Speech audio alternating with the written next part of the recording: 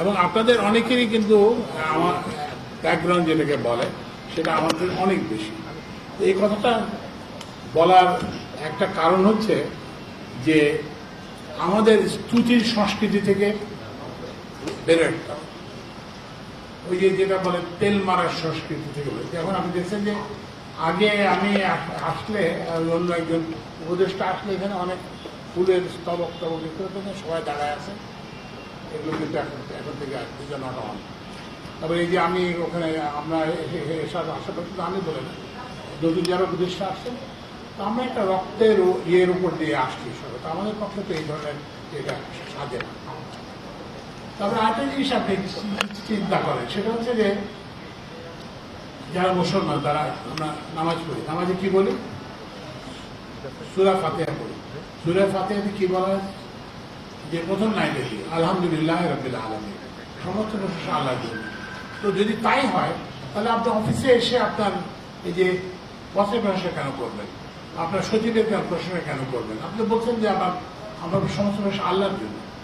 প্রশংসা যদি একান্তই করতে হয় আপনার মা বাবার জন্য প্রশংসা করেন, তারপরে এই রাজপথে যারা আত্মত্যাগ করছে তাদের প্রশংসা করেন। কিন্তু এই প্রথম কথা হচ্ছে যে এই ইয়ের সংস্কৃতি থেকে বেড়ে রাখতে হবে। দ্বিতীয় যে কথাটা বলতে চাই যে আমরা কেউ কিন্তু সরকারে আসবো কিংবা সরকারে ইয়ে করবো, এটা কোনো জুতা পরে যেতে হবে। তো যাই হোক, আমার স্ত্রী বললো যে তোমাকে একটা 7-8 বছর আগে কে যেন একটা ফুল শার্ট দিচ্ছিল, সেই ফুল শার্টটা বের করলো করে তারপর আমাকে দিল, তারপর আমরা দিয়ে দিল। তবে একটা জুতাও বের হলো, এটা অনেকদিন ব্যবহার হয়। তো ওই জুতাটা আমার খবর দিয়ে আসার সময় ওটা সোলটা পড়ে গেছে, কারণ ওটা ব্যবহার হলো, যে গ্লু থাকে, গ্লুটা তো ইয়ে হয়েছে শেষ।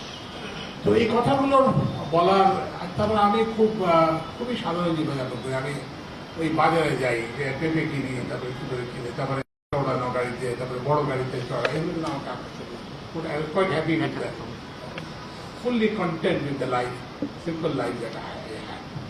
তো বললেন কিন্তু কেন আসলাম, আমি কিন্তু জিজ্ঞেস করার পর আমি কিন্তু সময় দিচ্ছি, সাথে সাথে কিন্তু ইয়ে করে সম্মতি দেবে। কারণ হচ্ছে যে আমার ইউনিভার্সিটির একটা ছেলে মারা গেছে, ইরফান ভিয়া, রোবোটিক্সের ছাত্র। তারপরে দ্বিতীয় হচ্ছে যেদিন গণভবন ইয়ে হলো, দখল হলো, তো সেই দিন সকালবেলা আমার এক নর্থ সাউথ ইউনিভার্সিটি আমার ছাত্রী, অবশ্যই আমার টিচিং অ্যাসিস্ট্যান্ট ছিল। তো একটা মেয়ে ওই ফেসবুকে আমার জন্য লেখেন, সবার জন্য লিখছে, এটা বলতেছে বলে আমি বের হয়ে যাচ্ছি, আমি আর ফিরে নাও আসতে পারি, আমি আপনাদের কাছে ক্ষমা চাই। তো আমি তো ফোন পেয়ে আমি ওই ফেসবুকে ওই পোস্টটা দেখতে, কারণ আমার তো কাজ নেই, একটু পড়াই, ফেসবুক দেখে এই করেছি। তো আমি ওকে দেখে আমি ফোন করে বললাম এই সুচি, এগুলো কি লিখছো তুমি? তারপরে আমি বললাম তুমি যাও, মারা পড়ো। এবং এটা কিন্তু খুব বাচ্চা মেয়ে না, যে একটা ইউনিভার্সিটির একটা খুব বিয়ে না, ওর মেয়েও স্কুলে পড়ে এখন। মানে আমি আমার ছিল 2012-13 এই সময়। তাই বলে আমার খবরটা তুই বেরোনো, স্যার আমি তো রাস্তায় চলে এসেছি। ও একদিন ধরে ওই এদেরকে পানি দিচ্ছিল, খাবার দিচ্ছিল, তো পানি বেরোতে আমি বলি তুমি তো মারা যাবো। বলছি স্যার আমরা কি বেঁচে আছি এখন? তো বলছি এবার একটু বাঁচার চেষ্টা করি স্যার, আমাকে জিজ্ঞেস করি। তো এই যে চেষ্টা, আপনি দেশের কত আন্দোলন হয়েছে, কত কিছু হয়েছে, তো কিন্তু মানুষকে আসে না। কিন্তু এইবার কেন মানুষ আসছে? মানুষ আসছে একটা পরিবর্তনের প্রকার, মানে পরিবর্তনটা রিয়েল পরিবর্তন, মানে ওই যে একটা ইয়ে না যে এক দল গেল আরেক দল আসলো এবং ওই আগের মতো ইয়ে হলো, সেটা না। তো ওই জন্য আমি আপনাদেরকে এটা অনুধাবন করতে অনুরোধ করি যে এই যে মানুষের পরিবর্তনের প্রত্যাশাকে অনুধাবন করতে বলার আরেকটা কারণ আছে। আরেকটা কারণ হচ্ছে যে আপনি যদি অনুধাবন না করেন তাহলে কি হবে? আপনি যদি বুঝতে না পারেন, রাজপথের যদি ভাষা যদি আপনি বুঝতে না পারেন, তাহলে আপনার অসুবিধা কি?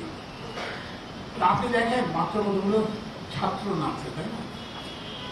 ওর সাথে কিছু লোক, তো কিন্তু আপনি পুলিশ দিয়ে, র্যাব দিয়ে, ট্যাঙ্ক দিয়ে, এপিসি দিয়ে, হেলিকপ্টার দিয়ে থামাইতে পারছেন? পারেন।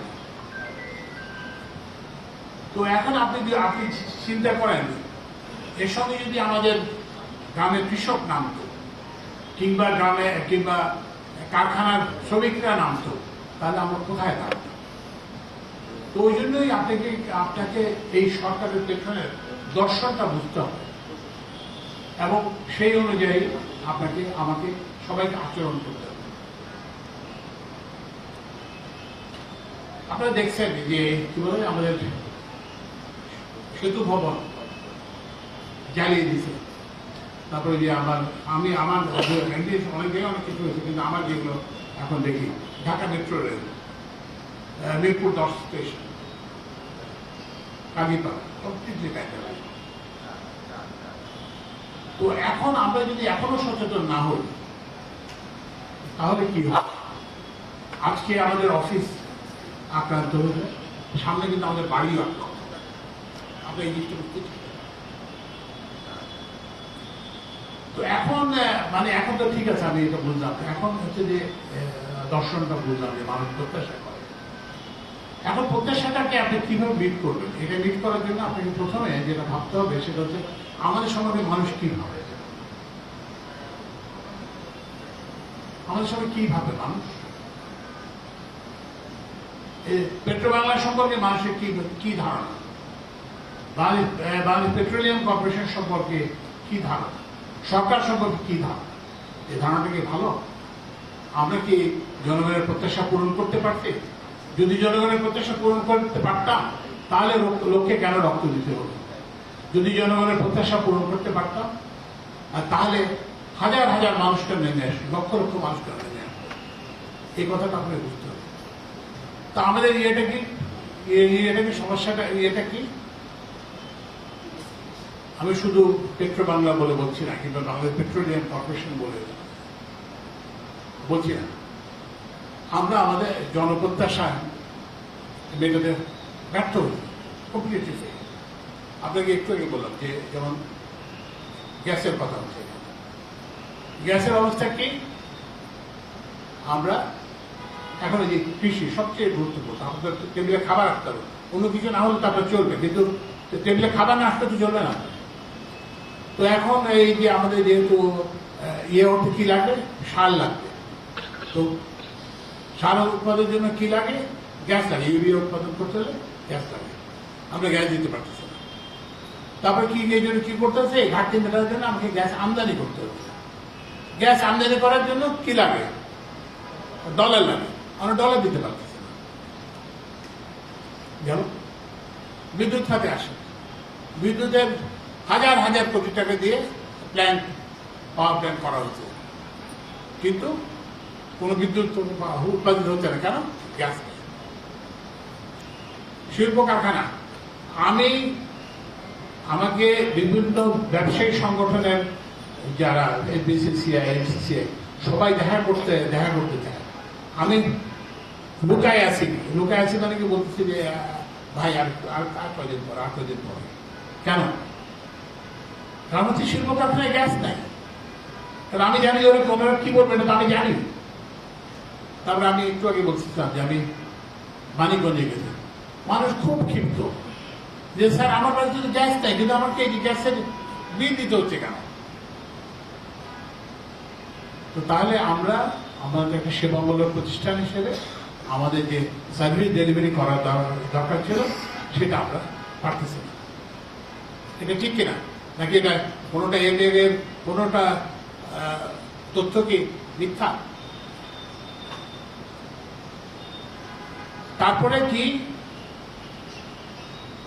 তারপরে এটা হচ্ছে তথ্যটা হচ্ছে, তারপরে এটা হচ্ছে কি, সবাই এই যে আপনি খবরের কাজে হেডে দেখেন, সবাই দুর্নীতিতে আকণ্ঠ নিমজ্জিত আছে না? সবসময় বের হয় না পত্রিকা, পেট্রো বাংলা বলেন, বিপিসি বলেন, সব জায়গায়। তারপরে এই যে অনিয়মের উদাহরণ, যেমন ওই দিন একটা পত্রিকা দেখুন, একটা আজকের পত্রিকা না কোন পত্রিকায় যেন আসছে যে ওই যে মানে চারজনের 4 সচিবের কবলে এই কতটা যেন কোম্পানি।